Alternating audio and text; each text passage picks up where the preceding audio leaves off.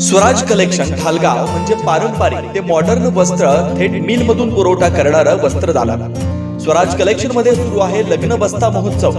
इथे काढा आपल्या लाडक्या मुलामुलींचा लग्न बस्ता, तोही आपल्या बजेटमध्ये सर्वात सस्ता. यामध्ये आपल्याला पारंपरिक मॉडर्न साड्या यासह इथेनिक वेअर्स आणि आहेरासाठी भरपूर साड्या भरपूर स्टॉक मध्ये उपलब्ध आहे.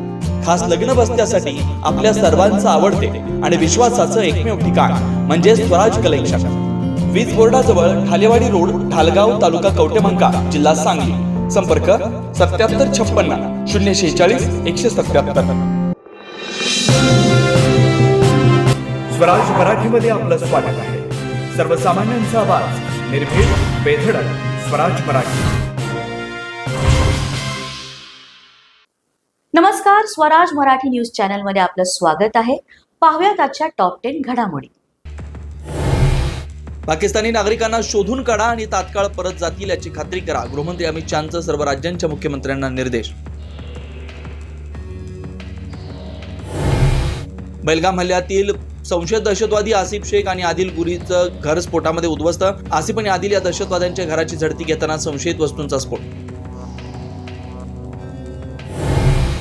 लष्कर प्रमुख जनरल उपेंद्र द्विवेदी जम्मू आणि काश्मीर दौऱ्यावर. श्रीनगरमध्ये 15व्या कोर कमांडरनं लष्कर प्रमुखांना दिली सद्यस्थितीची माहिती. पहलगामला जाण्याची शक्यता.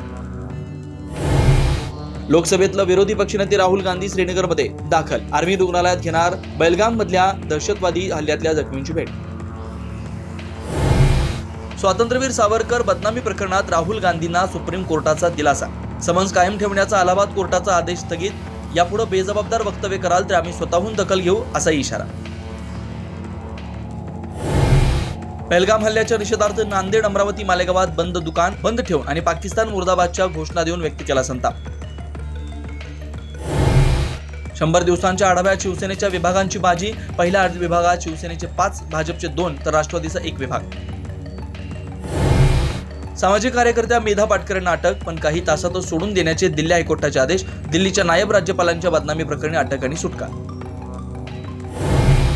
कुणाल कामराला मुंबई हायकोर्टाचा मोठा दिलासा. एकनाथ शिंदेंवरील टिप्पणी प्रकरणी अटक न करण्याचे आदेश, मात्र गुन्ह्यांचा तपास सुरू ठेवण्याचाही निर्देश.